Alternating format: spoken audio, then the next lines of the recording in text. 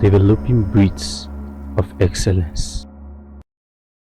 Hello, viewers, and welcome to Soaring Eagles Talk Show. My name is Grace Ada Okafor. On this episode, we'll be discussing procrastination, an enemy of success. I am not here alone. I am here with someone I best describe as a prolific writer. Livinus Mancha is a distinguished author, a journalist, a storyteller, as well as a public and policy analyst dedicated to promoting good governance. He is the convener of Surviving the Ninth Conference and the author, like I said, of this amazing work, The Four Layers of Survival. He is a storyteller, like I said, he's an advocate, and he is into community development. Through his work, Livinus continues to inspire, inform, shape meaningful conversation for societal progress. Ladies and gentlemen, welcome Livinus Mancha to today's show. Thank you very much. Happy to have you, sir. Thank you very much once again. Thank you. Yes. I was going through this amazing book you wrote, and every page has left me in awe of this amazing work. And we were discussing behind the camera. I was asking how many days, weeks. You said it took you 365 days, one complete year, to write this amazing book. Do you care to share just a little bit about it? Okay. Surviving the 4 years of survival took me even more than that. If I will go down memory lane to the time I started penning it down. And it's a book that is born out of the realities that we face in the world, you know. And if you check from the name, the 4 layers. So when you go through the book, you understand that there are 4 layers that are very fundamental to survival that people need to know. And when you go through the book, you even understand that survival is not necessarily even different from thriving, because they are just intertwined. It's just like a brother. They are just siblings. Yeah. Because you cannot thrive without first surviving. So that is why Surviving the Night is a great book, and I hope don't delve so much into it so that everyone is going to read it and get their own scope. Okay, right. My first question, is procrastination really an enemy of success? Do you think it is? Yes, procrastination is an enemy of success. Why do you say so? Because let's even go back to what procrastination is in the first place. Procrastination comes from a Latin word, right? Pro. Pro means forward. Then cras. Cras means tomorrow. Okay. So now you're putting something forward. You're putting something forward. You're pushing it till another time, till tomorrow. So if you then generally you could say that procrastination is a delayed, a kind of, I would say, is a delayed tax, like, you know, is a delayed tax.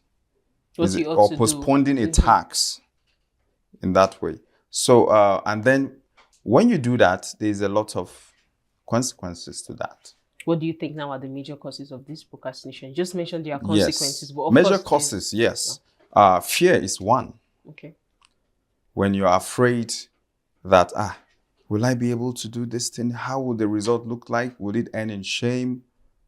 You're not sure. You're just scared of the outcome.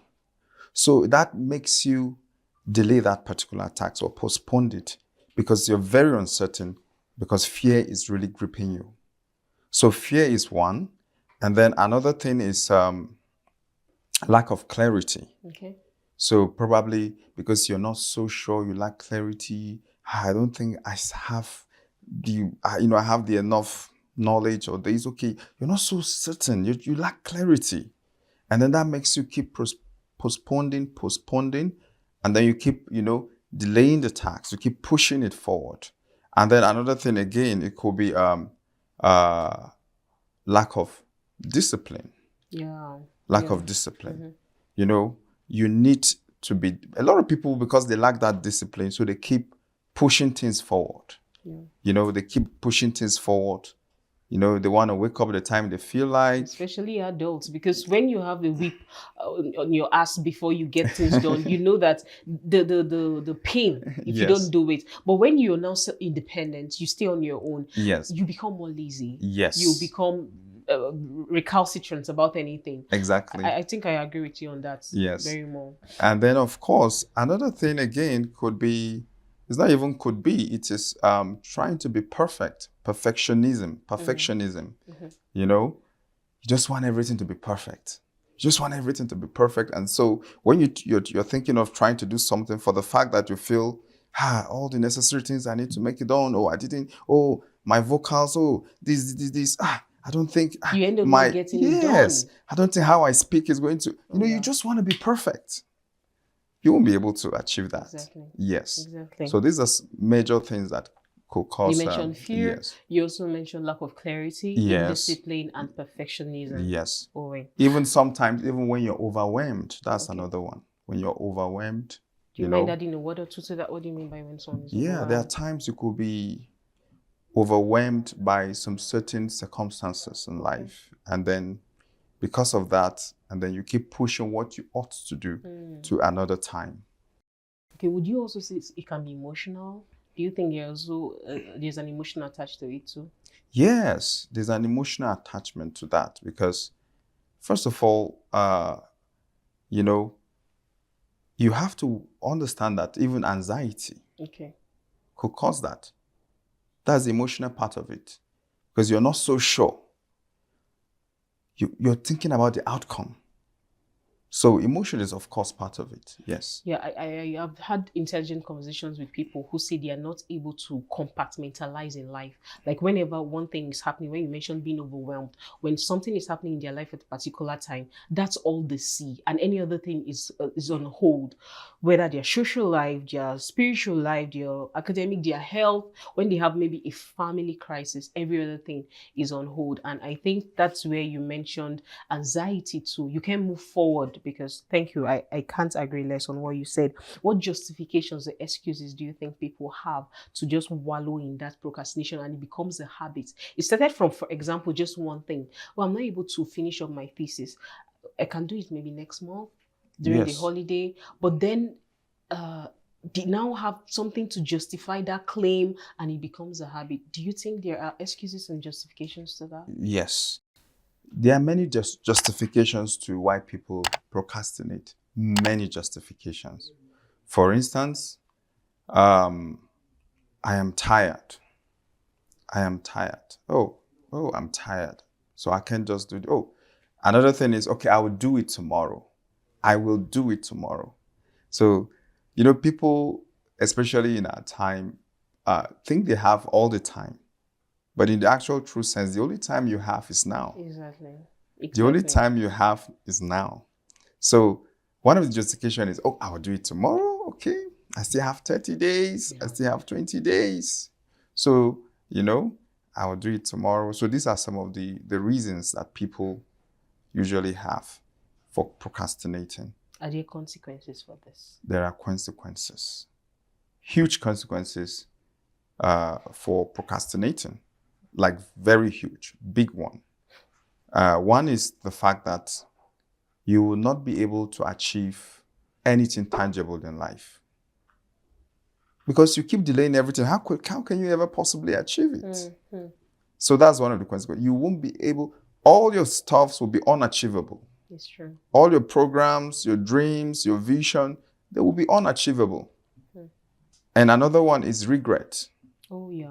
Their grandchildren, they come many years after the event. I believe you must have met one or two along the line in life where you hear people say, I wish. You hear older people say, I wish I knew this. Or I did this 20 years ago, 30 years ago, 40 years ago. Yeah. So there's that regret. And then, of course, sometimes again, another consequence to that is it can even break you health-wise. Yes. How do you mean? Yes, it can break you health-wise. Yes, let me explain. Now, when you want to do something and you didn't do it at that particular time, so by the time you think it's appropriate for you to do that thing, what will happen? You'll be stressed. Oh. And stress, at least, is divided into two. Okay. We have the regular one, but the other one affects your health because it breaks down your immune system. Yeah. Yes, because you didn't do this. You're trying to put everything together. You're trying to, at the short possible time you have, because you've already procrastinated for a long time and now time is running out. And then you just want to put this, you just, I need to, and then you're trying to fix things, boom, you'll be hit with the stress. Sure. You can break down. And when stress is much on you, what happens? It breaks your immune system. So would you say this is one attribute of some people? We hear someone is working and the person just collapse. Yes. Accumulated stress, definitely. Which can be a byproduct of procrastination. Which can be a byproduct. Yes. Exactly. Okay. Exactly. Okay. What are the emotional and psychological effects of procrastination? You've mentioned a few. Yes. When you mentioned the anxiety and now the psychological effect of procrastination. Let me say this. I noticed maybe in my profession, I noticed when I have a lot on my plate to achieve, and then if I have procrastinated before, it's different from when maybe I have a lot I have to do and this is the time to do them. But when I have backlog of work I need to do and added to this one, the psychology, the same smiling person now is looking at, oh my God, this no. And you wonder, so are there psychological effects? Yes, one of them is the one I just mentioned now, which is stress. Yeah. You know, when you're stressed mentally, oh, come on, you'll break down. You can't achieve much. Yes. Can't achieve much. You mentioned discipline, indiscipline. Yes. That's what it is. Yes. So how important is self-discipline in curbing procrastination? Very, very important. Like very important. Self-discipline is very important. Self-discipline is very important because that is what helps you to achieve what you want to achieve. You have to know that it's not how you want it, but how it ought to be. Okay. Yes, how it ought to be. For instance, everybody may want to sleep all day long. May. But no, you need to know that, no, there are other things. There's time for sleeping. There's time for this. You have to be able to prioritize your tasks, prioritize what are important to you. And it is through discipline that you achieve that. And then you should be able to, what do I say now? They call it the 3-2-1 rule. Okay. Right? Okay. You have to be able to decide. So that's discipline. You decide. Then when you decide, you prepare. And when you prepare, that's 3 decide, 2 prepare, and then 1 you take action. Okay. Yeah. You take action. You have to take action. Time wait for no one. Yes, time wait for no one. That's awesome. The 3-2-1 rule. Yes. And it sounds basic, important, but it sounds basic. It sounds like it's simple, but I think it's it's key. First of all, when you said you have to decide, so it's a mental thing. Yes. What do I have to do today? I have to, the task has to be done, completed in my psyche first, and then before I prepare to how am I going to achieve that, and then I take action. That's wonderful. So how does setting deadlines improve productivity? How does setting deadline improve productivity? That's we are tying it to the discipline you mentioned. Yes. Yeah. So setting deadlines, time for this, time Yes. for that, setting Yes. a deadline for Yes. that. How does it improve productivity? Very important.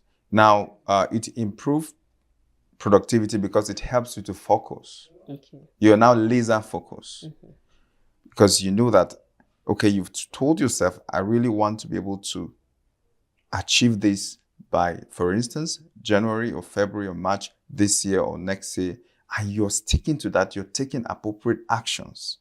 You're making, you're taking appropriate steps to that.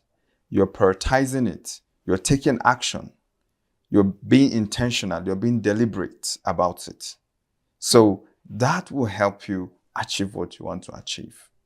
There's a broader sense of goal setting, not just setting the goal, but setting an, okay, when is this done? When am I checking this? Yes. It helps. Yes. There are many ways you can go about it. A lot of people even use as even alarm.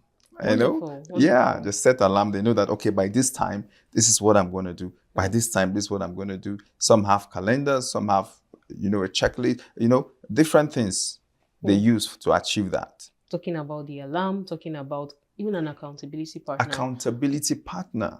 You have to be accountable. Yes, that's even one self. Being accountable. You have to be very accountable. You know that, okay, you have to ask yourself, I'm supposed to do this. Was I able to do that?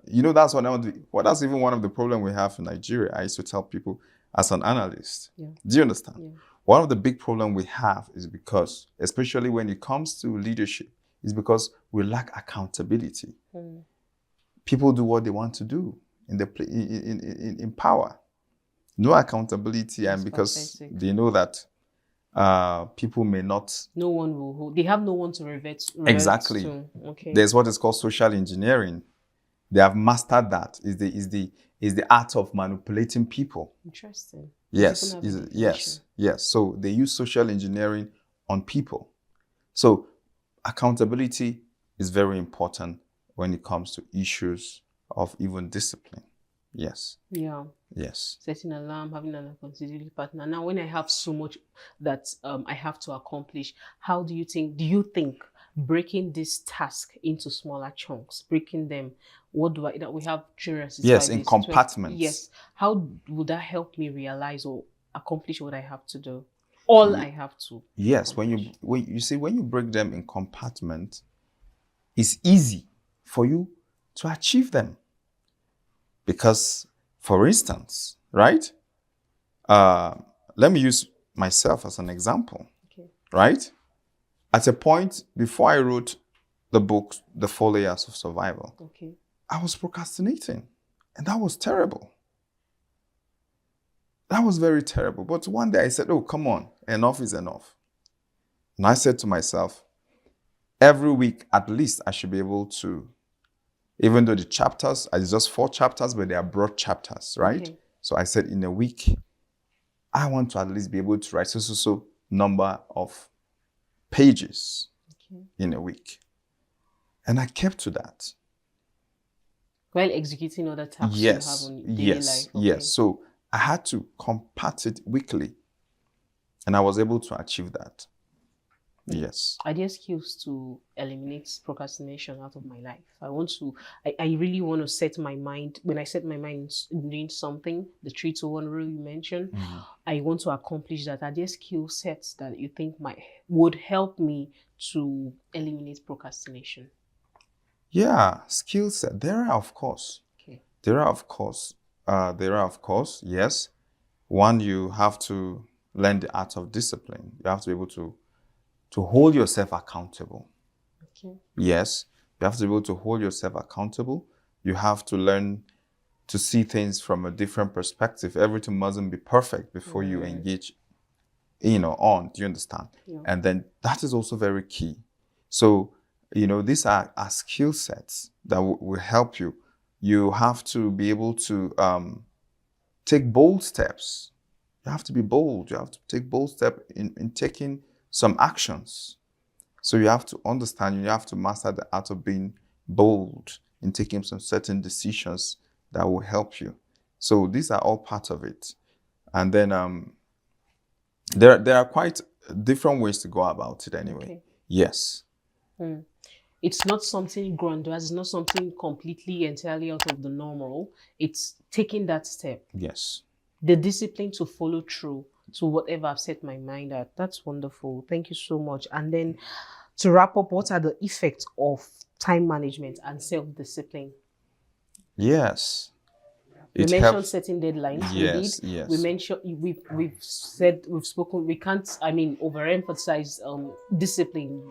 That has been a recurring word in our conversation so far. So, what are the effects of time management and self-discipline? Yes, it helps you achieve your tasks.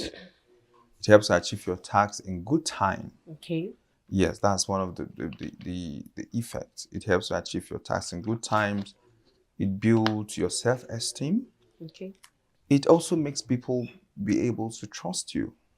Wow. How? Yes, because you have built a reputation. Probably they give you a task and you're able to meet the deadline. And then somebody will give you that same task. That same task over and over. You're building reputation. Wow. Integrity. Integrity, exactly. And then you always deliver. You get recommended. Okay. And it also helps you as an individual because you are not being overwhelmed. It helps you're not being, you will not be stressed. You know, it helps you even health-wise. It helps you mentally, emotionally. You're relaxed. You're comfortable. You know that, okay, I've done this. You're not being indecisive, you know, on many things. Yes. Wow, I even feel a little bit lighter, and I feel lack of Yeah, clarity. you feel lighter. Yes, lack of clarity, like you mentioned. We feel it's something like an elephant's tax, so to say. But the way throughout this conversation, you've broken it down to be what we should have been doing since. Is it writing a book? Is it singing a song? Yes. Is it making that contact? Exactly. Is it going into that podcast? Yes. Is it taking up the course? Yes. Is it scouting out how does that business work in this location? The smaller chunks, you mentioned compartmentalization. Yes. Like those little baby steps we take Exactly. help to realize something that we call project accomplished. Yes. That's wonderful, Mr. Yeah. Living. And then I just remember this this French writer. His name is Victor, I think Hugo. Okay, Victor Hugo. Yes. And then in one of his book, before he wrote one of his book, I think The Hunchback of the, is it Notre Dame? Notre Dame, you know? Yeah. I'm not good with French words like that.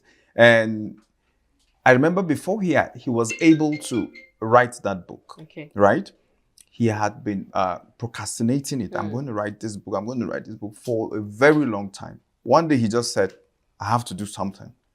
So he went and picked all his clothes, and took them somewhere far and locked the clothes so that he would just be at home. There is nothing that will take him out of the house. Okay. So he locked his clothes somewhere, hid them far away from him so that there will be nothing that will take him out. He's trying to kill distraction to be able to write that book. And that was how he was able to write that book. And that took him almost about 6 months. Yes. He didn't go anywhere.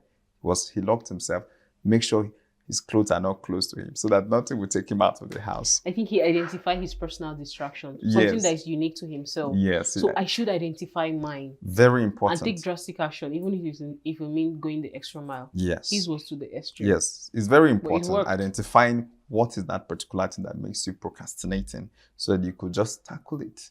Yeah. And it helps you because sincerely, the consequence of procrastination, as I said earlier, is very huge. Outweighs. Yes. Yes. Yeah. So I think young people need to hear this.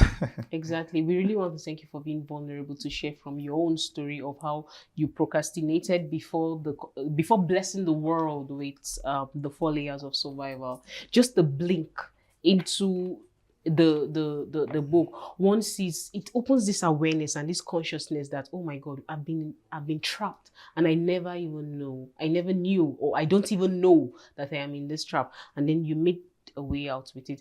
Particularly for me, it's the background cover of the book. Like I said, it just depicts like a typical scenario where someone is surviving, gasping for air, SOS. And funny enough, when you go through the book, you will realize that it will help you not to even keep procrastinating. Awesome. Because you realize there are 4 layers and you need to move from one layer to the other without delay.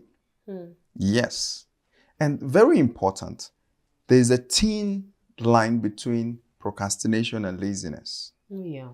Yes. They look the same at the surface, but at the root, they are not the same. Do you get the point? Yeah. They are not the same at the root. Okay. Yes.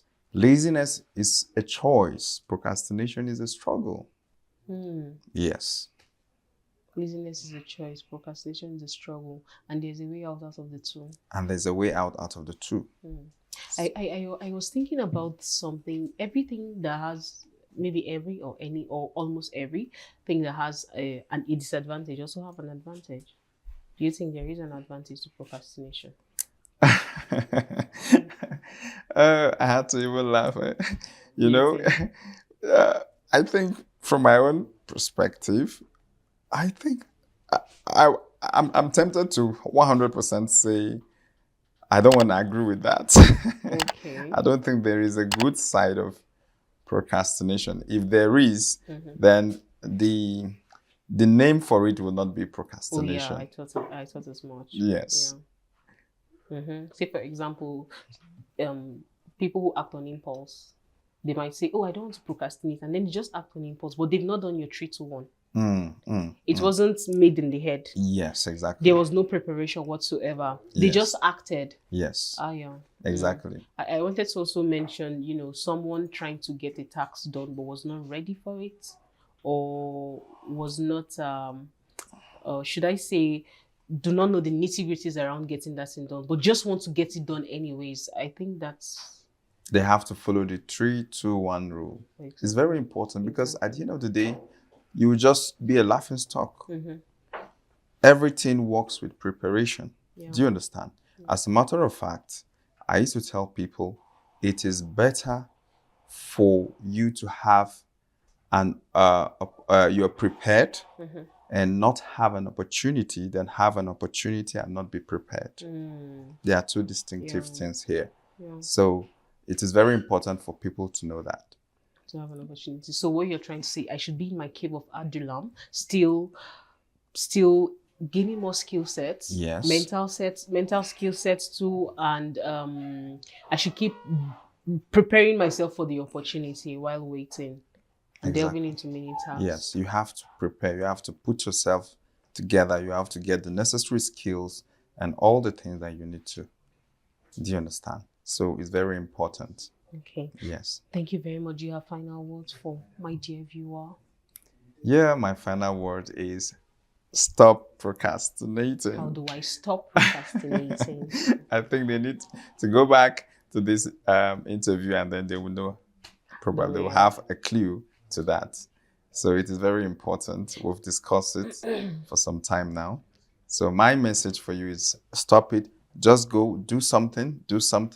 Don't keep, postponing it, because as a matter of fact, what made procrastination is because it at a point becomes a habit. Exactly. Yes, Wow, it becomes a habit. Mm-hmm. You were asking me whether something like that. I just remember it's a habit. I didn't mention that because that is even what really makes it a procrastination, because at a point it becomes a habit, and that is very bad. So just if you have that idea, you have that idea, you want to write a book, you want to be a musician, you want to be a great scientist. You want to learn a new language.